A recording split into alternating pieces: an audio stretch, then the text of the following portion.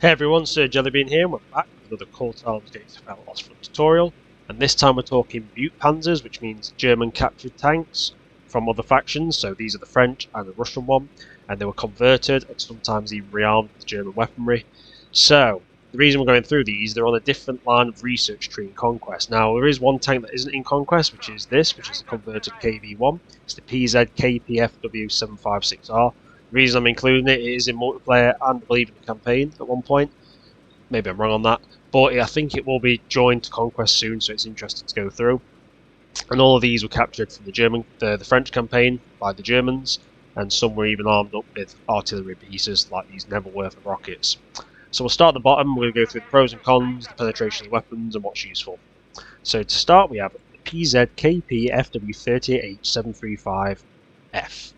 Now this main gun is 37mm, so it's very light, and its penetration rates are 51mm at 10 meters, 40mm at 50 meters, 26mm at 100 meters, and 16 at 150.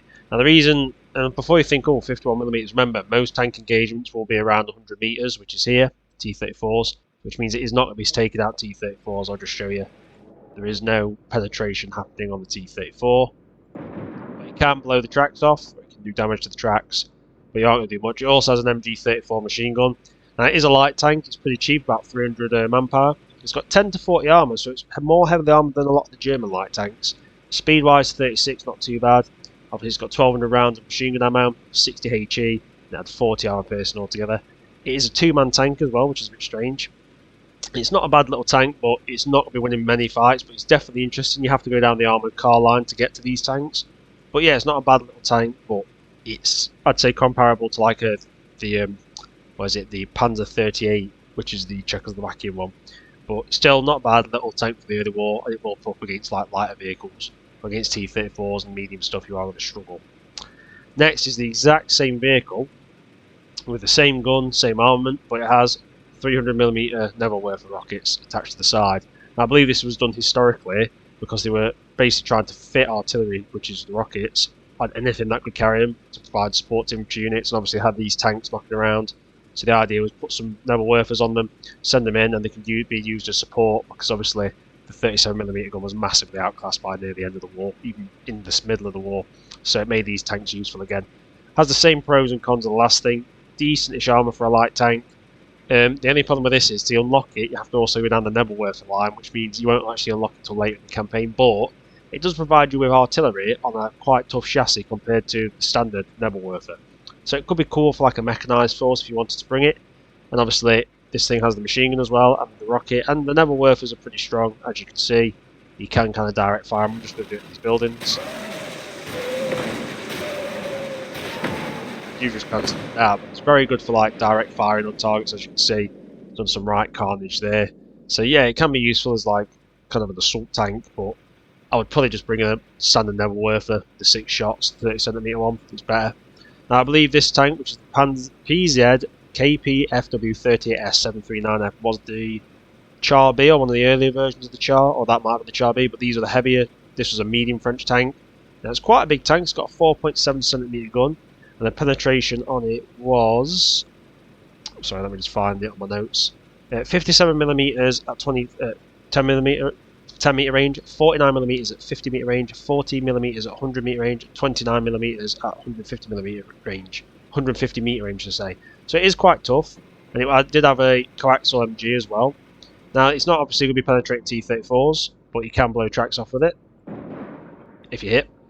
But it is quite tough. It's got armor between 10 and 55, so it is a pretty tough medium tank, and it is quite easy to get to down that research tree. It's not a bad tank. It's got a bit of a weird shape. It's quite tall, but it's only a stopgap until you get to the heavier stuff. But if you do want to kind of do the I'm going to do a Straff Battalion playthrough soon with that captured vehicle and stuff, it will be interesting. But yeah, I have fought against them. They're pretty tough actually, and that gun is equivalent to, it's a 4.7cm gun. It's got pretty decent pen. Not amazing, but even though you'll struggle against T-34, it will take out light armoured vehicles, and it will, you can crack the tracks on them. The reason I'm showing the T-34, because pretty much anything can take out a light Russian tank or German tank. T-34s when armour starts to kind of get tougher.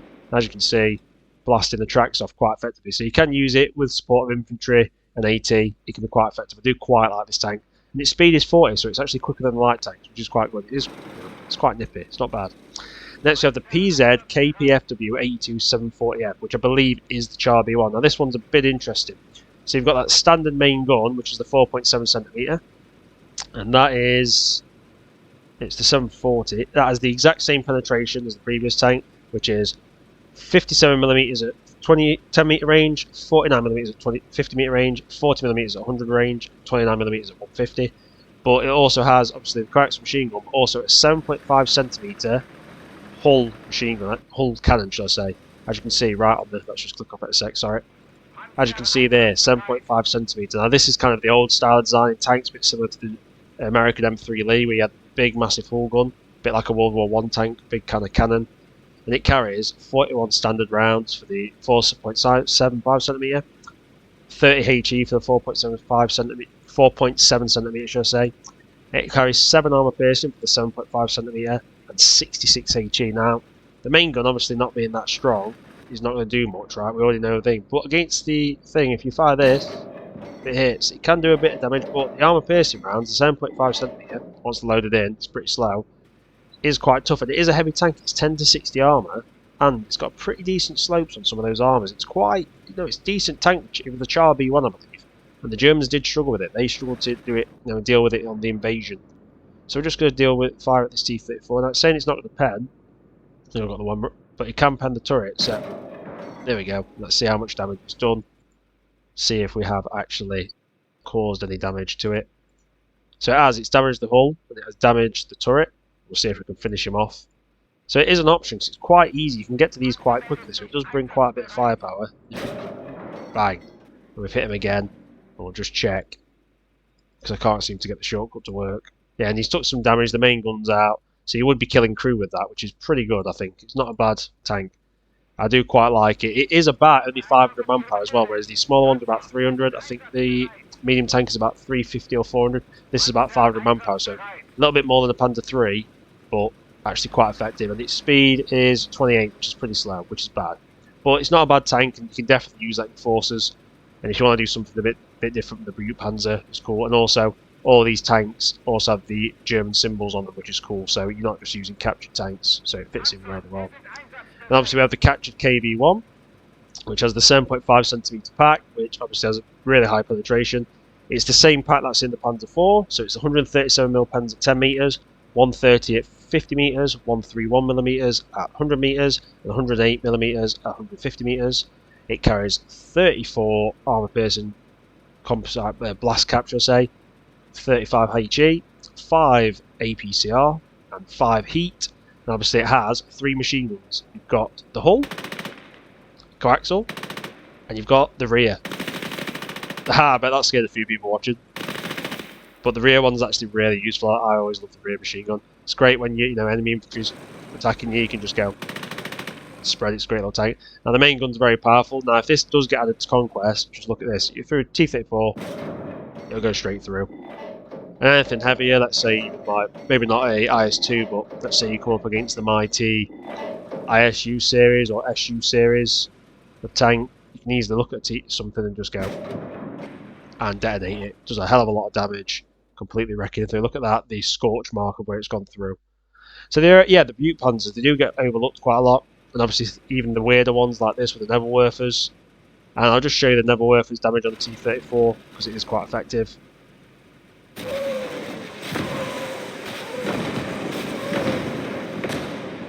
As you can see, very effective. So yeah, they're a bit of an oddball kind of series of tanks. Now, remember, just before we go, just these 4 are in Conquest for now. With the Pz.Kpfw, the captured KV1s, are in the multiplayer.